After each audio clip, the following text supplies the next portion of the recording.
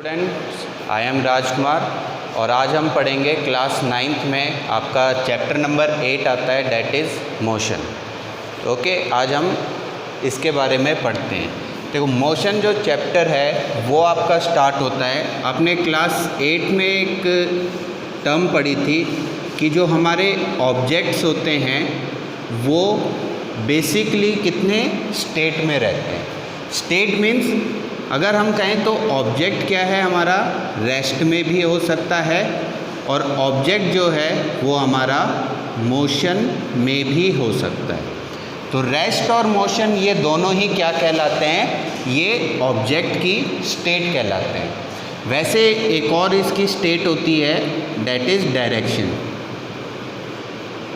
ठीक है, लेकिन अभी हमें जो इस चैप्टर में पढ़ना है वो हम सिर्फ इन दोनों के बारे में बात करेंगे, रेस्ट एंड मोशन।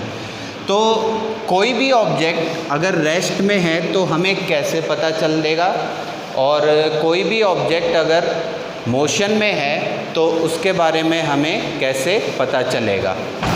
तो देखो, जनरली क्या है, हम दो प्रॉपर्टीज़ होती हैं या पैरामीटर्स कह लो आप, उनको कंपेयर करके ही हम बताते हैं। और जो आपके पैरामीटर्स रहेंगे वो फर्स्ट है पोजीशन और सेकंड है टाइम। देखो, जनरली टाइम क्या है, कभी भी रुकता नहीं है, टाइम हमेशा चलता रहता है, इट ऑलवेज चेंज। तो टाइम तो आपका हमेशा क्या होगा, चेंज होगा। लेकिन अगर कोई भी ऑब्जेक्ट अपनी ही पोजीशन पे रुका हुआ है, ठीक है, जैसे हम पार्क करते हैं या घर में हम क्या है, कोई भी जो व्हीकल होता है उसको खड़ा कर देते हैं, तो उसकी पोजीशन क्या हो गई, फिक्स हो गई। Means it does not change, कोई उसमें चेंज नहीं आता।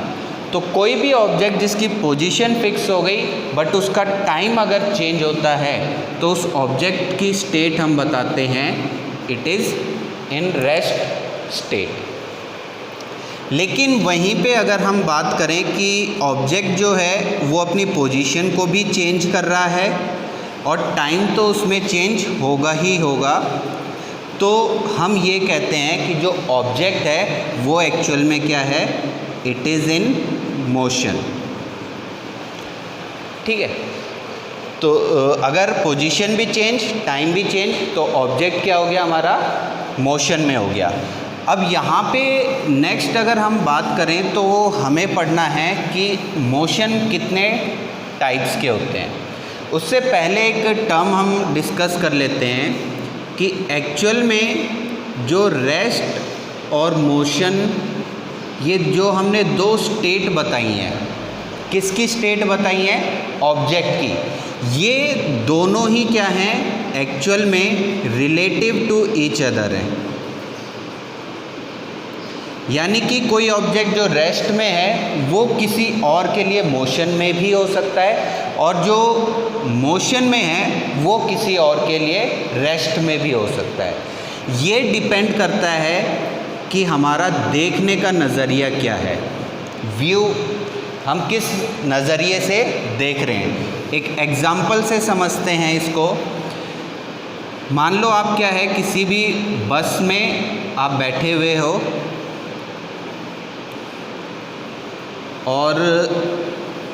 और कोई भी नहीं, आप अपनी स्कूल बस ही मान लो, आप क्या हो, अपने बस में आराम से बैठे हुए हो और सीट पे हो, और जब आप विंडो से बाहर जो है हमें आसानी से दिखाई देता है, और बाहर कहीं पे आपका कोई एक और फ्रेंड है, वो आराम से किसी पेड़ के साथ खड़ा हुआ है। अब अगर ये आपका फ्रेंड आपकी तरफ देखता है तो उसे बस क्या है, मोशन में नज़र आती है, इट मीन्स वो चल रही है। और क्योंकि बस मोशन में है तो जो अंदर फ्रेंड बैठा हुआ है वो भी क्या हो जाएगा, it is also in motion. लेकिन वहीं पे अगर हम बात करें इसके पॉइंट ऑफ व्यू की, कि इसका देखने का नज़रिया कैसा है, तो इसके लिए आप क्या हो, यहाँ पे जब आप खड़े हो तो आप रेस्ट में नज़र आओगे। तो देखने का नज़रिया क्या है, व्यू वो इम्पॉर्टेंट है। उसके लिए कोई ऑब्जेक्ट मोशन में भी हो सकता है और कोई रेस्ट में भी हो सकता है। तो इसीलिए हम कहते हैं कि रेस्ट और मोशन जो है दे आर रिलेटिव टर्म्स, यानी कि एक दूसरे के ऑपोजिट हैं।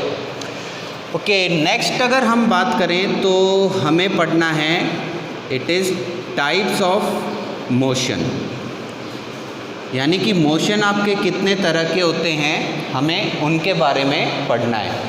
और अकॉर्डिंग टू अगर योर सिलेबस की हम बात करें तो हमें इसमें जो है मेनली 4 टाइप्स के मोशन की हम सिर्फ बात करेंगे, जिसमें से सबसे फर्स्ट आपका आता है that is linear motion. First जो हम पढ़ेंगे वो है लीनियर मोशन। सेकंड हम बात करेंगे it is circular motion. Third हम जो बात करेंगे वो आएगा आपका vibrational motion.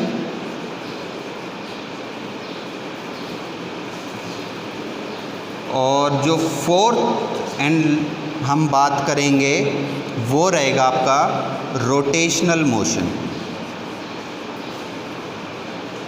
It is rotational motion.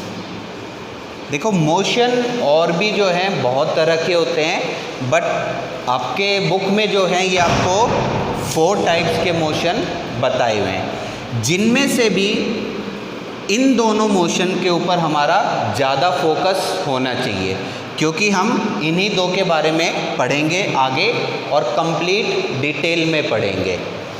तो 1 बाय 1 हम इन मोशंस को देखते हैं। तो सबसे पहले हम बात करें लीनियर मोशन। देखो लीनियर का मतलब होता है बिल्कुल स्ट्रेट। लीनियर का मतलब होता है बिल्कुल स्ट्रेट।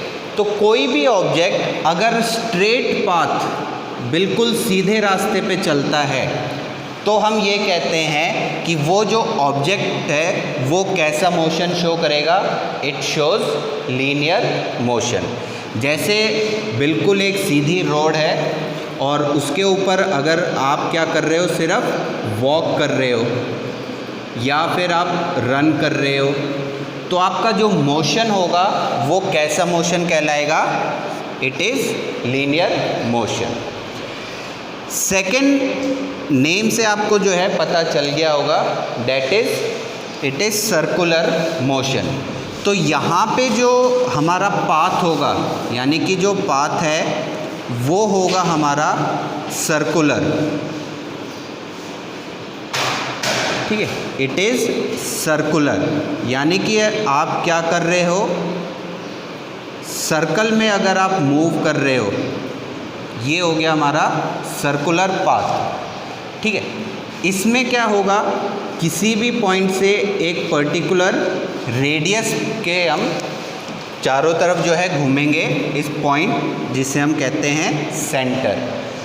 तो कोई भी ऑब्जेक्ट अगर सर्कुलर पाथ में मूव करता है तो उस मोशन को हम कहेंगे इट इज़ सर्कुलर मोशन।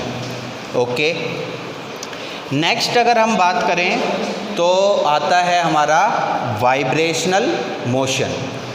देखो वाइब्रेशनल मोशन में आपको ये बताना है कि टू एंड फ्रो मोशन, जो आपने सिंपल पेंडुलम के केस में पढ़ा था, that is to and fro, या तो ये कह दो आप, या फिर बैक एंड फोर्थ। मीन्स या तो जो आपकी मेटेलिक बॉल थी, या तो वो क्या करे, to and fro motion show करे, या फिर बैक एंड फोर्थ। तो कोई भी ऑब्जेक्ट अगर इस तरह का कोई भी मोशन शो करता है तो उसे हम कहते हैं वाइब्रेशनल मोशन। और वाइब्रेशनल मोशन में आप एक चीज़ हमेशा याद रखना कि ये जब भी मोशन शो होएंगे तो उस टाइम जो एम्पलीट्यूड होता है, ऑब्जेक्ट जो मोशन में एम्पलीट्यूड शो करता है वो क्या होता है, बहुत ही स्मॉल होता है। स्मॉल एम्पलीट्यूड की वजह से ही इस तरह के मोशन को हम वाइब्रेशनल मोशन कह देते हैं। अगर ये बहुत ज़्यादा हो तो उसे हम ऑसिलेटरी मोशन कहते हैं।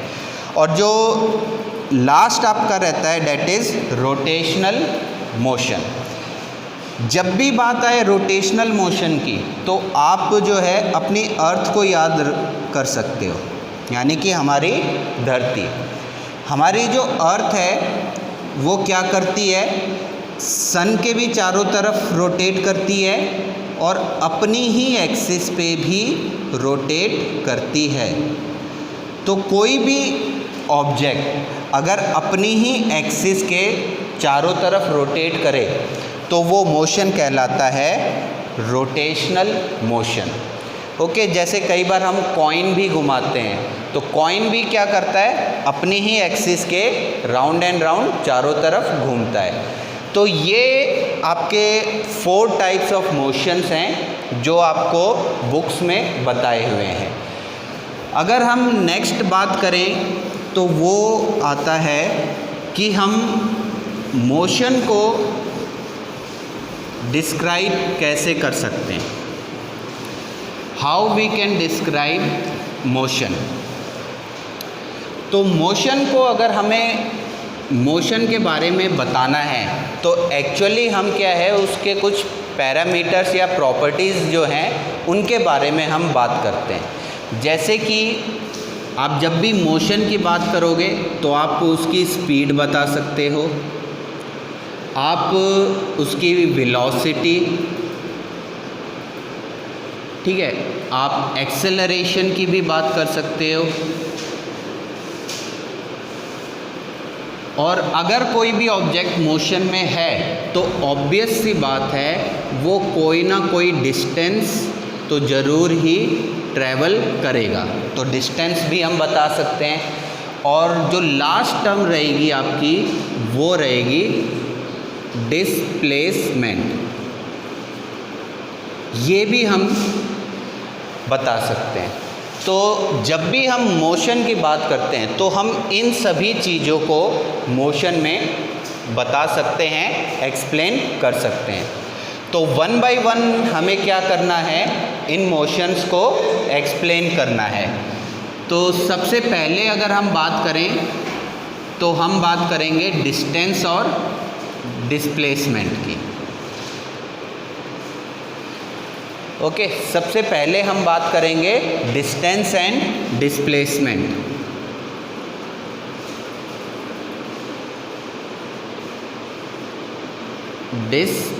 डिस्प्लेसमेंट, इसके बारे में हम बात करेंगे और काफ़ी इम्पॉर्टेंट आपका जो है चैप्टर टॉपिक है ये, और इस पे क्वेश्चन भी बनता है और पूछा भी जाता है। और क्वेश्चन ये है कि डिस्टेंस और डिस्प्लेसमेंट में दोनों में आपको क्या है, डिफरेंस बताना होता है।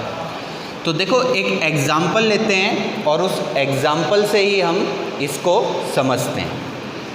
मान लो कोई भी एक पॉइंट है, इट इज़ ए पॉइंट और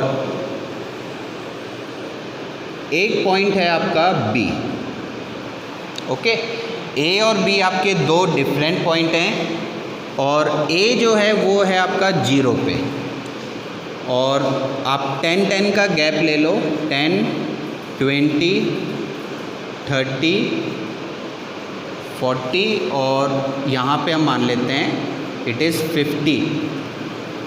और ये सारा जो डिस्टेंस है ये एक्चुअल में हमें क्या है, स्केल जो है ये किलोमीटर में है।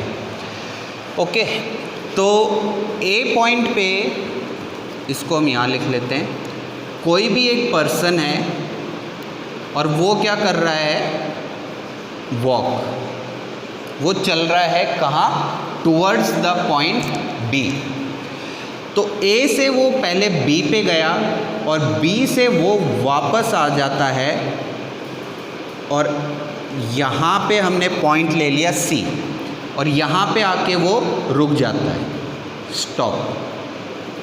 यहाँ से वो स्टार्ट हुआ और सी पॉइंट पे आके वो स्टॉप हो गया।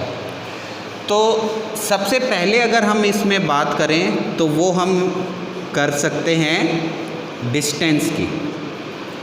कि एक्चुअल में ये जब पर्सन ए पॉइंट से स्टार्ट होके सी पॉइंट पे रुका तो उसने कितना डिस्टेंस ट्रेवल किया। तो देखो सबसे पहले तो ये क्या हुआ, ए से कहाँ गया, बी पॉइंट पे गया, तो हम कहते हैं इट इज़ ए बी।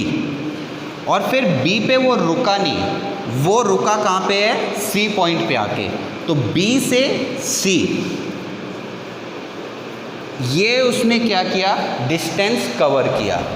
तो प्लस आ गया, तो प्लस की वजह से हम क्या कहते हैं, इट इज़ टोटल पाथ। तो ये A B plus B C actual में क्या कहलाता है, टोटल पाथ। तो अगर आपको डिस्टेंस को डिफाइन करना हो तो डिस्टेंस को आप ऐसे कर सकते हो, the total path travel by any person is known as distance. अब देखो ए बी अगर हम स्केल में बात करें तो ए से बी का जो डिस्टेंस है वो कितना है, इट इज़ 50 किलोमीटर। तो यहाँ पे हम लिख देंगे 50 किलोमीटर। और बी से सी, जब बी से वापस आ रहा है तो यहाँ पे अब क्या हो जाएगा, 0 पॉइंट आप यहाँ मानोगे। 0 से 40 पे आया, इट मीन्स उसने एक्चुअल में 10 किलोमीटर चला। फिर 40 से 30 पे अगेन 10 किलोमीटर, और 30 से 20 पे अगेन 10 किलोमीटर। तो B से C पे आने के लिए उसने एक्चुअल में कितना किलोमीटर चला है, वो इट इज़ 30 किलोमीटर। और दोनों को जब आप ऐड कर दोगे तो ऐड करने से वो आ जाएगा आपका टोटल पाथ, यानी कि 50 plus 30 is equals to 80 kilometre. तो ये जो 80 किलोमीटर है ये एक्चुअल में क्या है, आपका डिस्टेंस बता रहा है। वहीं इसी में हम सेकंड बात करते हैं डिस्प्लेसमेंट की, ठीक है। डिस्टेंस आपकी यहाँ वैल्यू लिख देते हैं,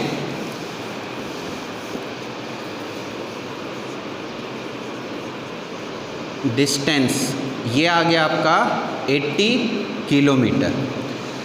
वहीं अगर हम इसमें डिस्प्लेसमेंट की बात करें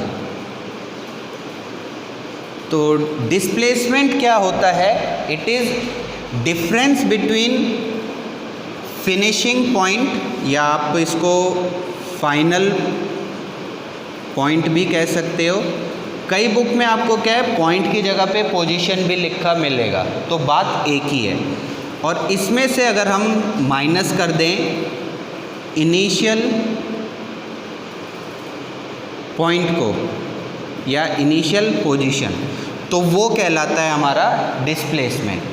फाइनल पॉइंट यानी कि जो पर्सन है वो रुका कहाँ पे है, और इनिशियल पॉइंट यानी कि उसने स्टार्ट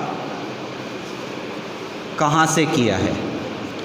तो देखो रुका कहाँ पे था, वो 10-20 यानी कि वो 20 किलोमीटर पे रुका है, और चला कहाँ से था, स्टार्टिंग से यानी कि ए पॉइंट से।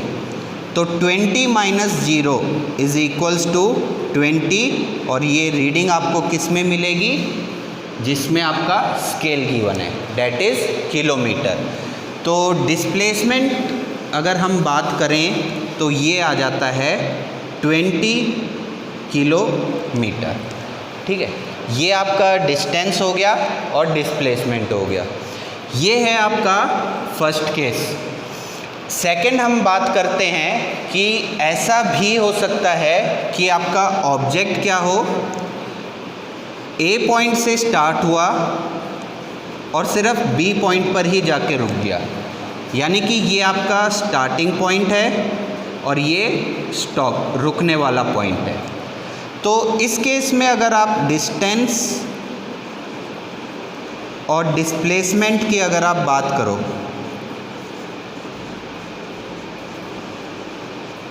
डिस्टेंस एंड डिस्प्लेसमेंट, देखो ए से चला और बी पे ही जाके रुक गया, यानी कि टोटल जो स्केल की रीडिंग है वो कितनी है, 50। तो डिस्टेंस हो गया आपका 50 किलोमीटर, और डिस्प्लेसमेंट की अगर हम बात करें तो स्टॉप अभी कहाँ पे हुआ, अब ये केस नहीं है आपका, स्टॉप हुआ है वो बी पे और स्टार्ट हुआ था ए से ही, तो बी पे है आपकी 50 रीडिंग और ए पर है 0, तो दोनों का जब हम डिफरेंस कर देंगे दैट इज़ अगेन 50 किलोमीटर। तो ये आता है आपका सेकंड केस। और एक और इसमें आप ले सकते हो थर्ड केस की अगर हम बात करें तो वो ये है कि ए से बी पे गए और बी से अगेन आप ए पे आ गए, यानी चले भी आप कहाँ से, ए से, और रुके भी कहाँ आप, ए पे ही। तो डिस्टेंस और डिस्प्लेसमेंट क्या होगा?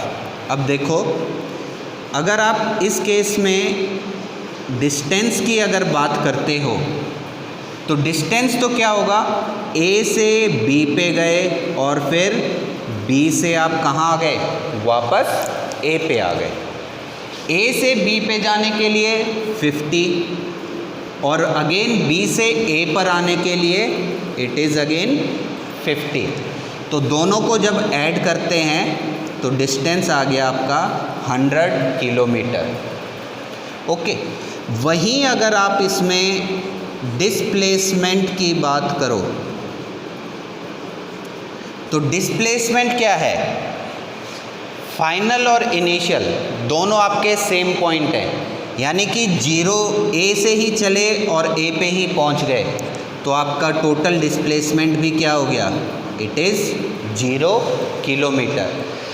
देखो ये 3 केसेस हैं और इन तीनों केस को अगर आप देखो तो आप 1-2 पॉइंट तो यहाँ से कह सकते हो कि डिस्प्लेसमेंट डिस्टेंस के बराबर हो सकता है या फिर उससे कम होगा, बट डिस्टेंस से कभी भी ज़्यादा नहीं हो सकता, पहली बात। दूसरी बात आप ये कह सकते हो कि डिस्टेंस हमेशा आपके पास कुछ ना कुछ वैल्यू रहेगी, बट डिस्प्लेसमेंट जो है वो 0 भी हो सकता है, बट डिस्टेंस कभी भी आपका 0 नहीं होगा। तो 2 पॉइंट तो आपके ये हो गए डिफरेंस के। थर्ड आप ये कह सकते हो कि डिस्टेंस क्या है, डिस्टेंस जो है वो आपकी स्केलर क्वांटिटी है, इट इज़ स्केलर क्वांटिटी। कौन सी होती है स्केलर क्वांटिटी वो हम नेक्स्ट वीडियो में डिस्कस करेंगे। और डिस्प्लेसमेंट जो है ये आपकी वेक्टर क्वांटिटी है, इट इज़ वेक्टर क्वांटिटी। तो ये हो जाएगा आपका थर्ड डिफरेंस। फोर्थ आप ये कह सकते हो कि डिस्टेंस को आप मेज़र कर सकते हो बाय ऑडोमीटर। ये एक ऐसा डिवाइस होता है जो हर व्हीकल में लगा होता है, जिससे हमें एक्चुअल में रीडिंग किसकी मिलती है, डिस्टेंस की मिलती है। और डिस्प्लेसमेंट की अगर आप बात करो तो इसको आप सिर्फ कैलकुलेट कर सकते हो, ओके, मेज़र नहीं कर सकते हम, बट इसको हम कैलकुलेट कर सकते हैं। और अगर आप इसमें फिफ्थ पॉइंट बताना चाहो तो आप ये कह सकते हो कि डिस्टेंस जो है वो कभी भी आपका 0 नहीं होगा या फिर नेगेटिव नहीं होगा, नेवर भी 0 और नेगेटिव। लेकिन डिस्प्लेसमेंट क्योंकि एक वेक्टर क्वांटिटी है तो ये 0 भी हो सकता है और नेगेटिव भी हो सकता है, ठीक है। तो ये आपके डिफरेंस आते हैं बिटवीन डिस्टेंस एंड डिस्प्लेसमेंट। जो फर्स्ट और सेकंड पॉइंट थे वो हम पहले डिस्कस कर लिया था। तो ये था आपका रिगार्डिंग डिस्टेंस एंड डिस्प्लेसमेंट, ठीक है। वीडियो अगर अच्छा लगे तो लाइक, शेयर और कमेंट ज़रूर करें और चैनल को ज़रूर सब्सक्राइब करें। थैंक यू बेटा।